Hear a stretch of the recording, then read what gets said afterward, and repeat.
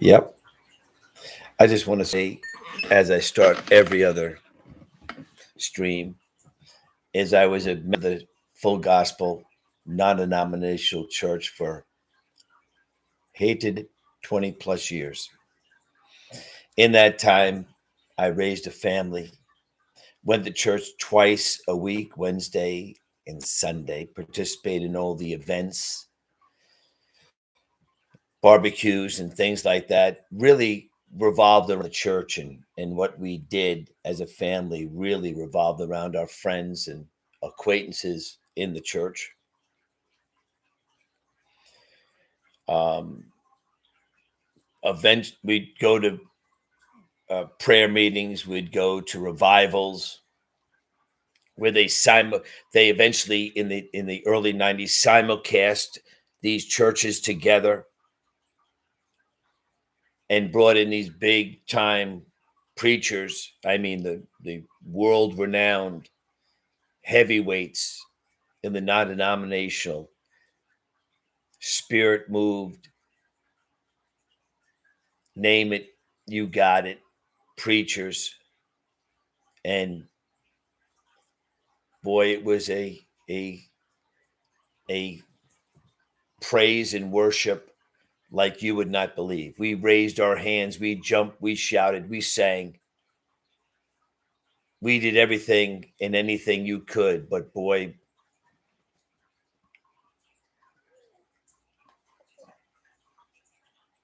we thought God was in our presence.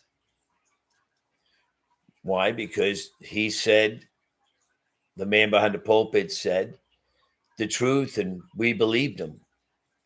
We believed that he spoke for God, and we believed that what he was saying and the promise that he was telling to us was true. And we got power, we got movement, we got prosperity, and who wouldn't follow after the things that a man was telling you that said you have power, you're going to get prosperity, God's going to do for you, Satan's going to clear out of the way, bow their knee to your voice, to your words,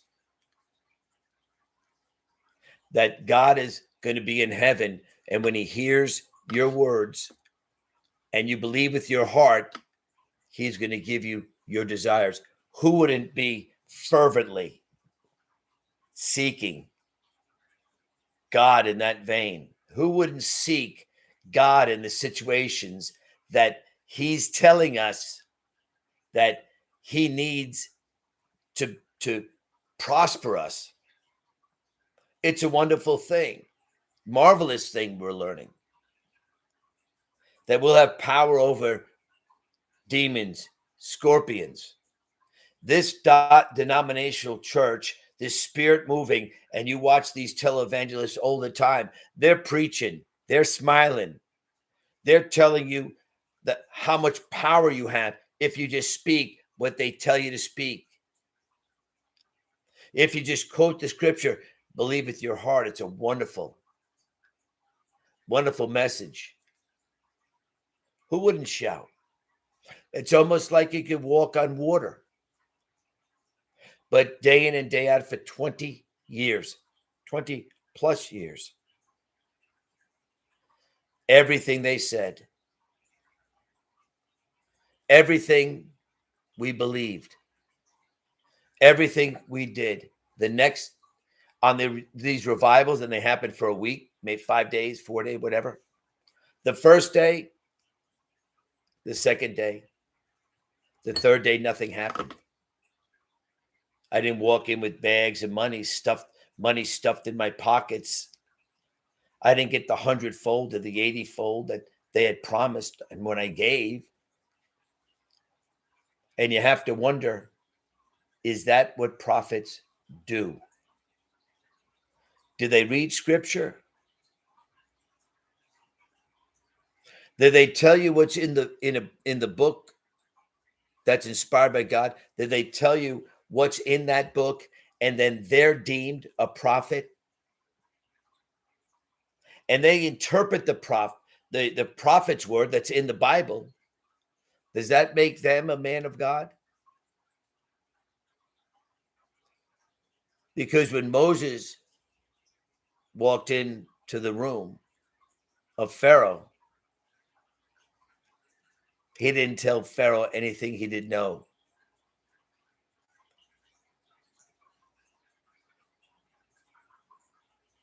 When Sarah started to speak to Abraham, she didn't tell Abraham anything he didn't already learn from God. He knew that he'd get a child through Sarah, not Hagar.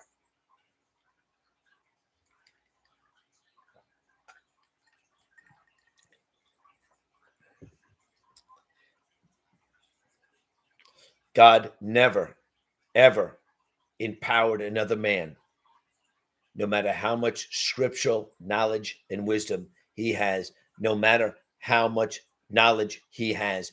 God's not sitting in heaven going, wow, look at that. Can you listen to that? That is inspiring. I want to bless him and the people around him. The only reason why he has the things he has is because people have given it to him. Where's the faith in that? I came back 4 days later in those revival meetings, and it happened for 20 plus years with nothing being prospered. And the 70, 80, 100 people in that church never received the promises that these heavyweight preachers, these anointed, so-called empowered preachers, I mean honored preachers, worldwide ministry preachers had promised. But we gave, we believed, we shouted, we sang, we had faith. Nothing came back to us. And every day they came back, and it was like they didn't remember what they said before. If what they said came to pass, we got an explosion. And all they prophesied was a transfer of wealth, right? Money wasn't going to, God wasn't going to print it and throw it down. It had to come from somewhere. People who had were going to give it to us. It was going to come from somewhere. It wasn't come from poor people. It had to come from rich people. It's the same thing that the Democrats and Republicans are preaching, transfer of wealth, right?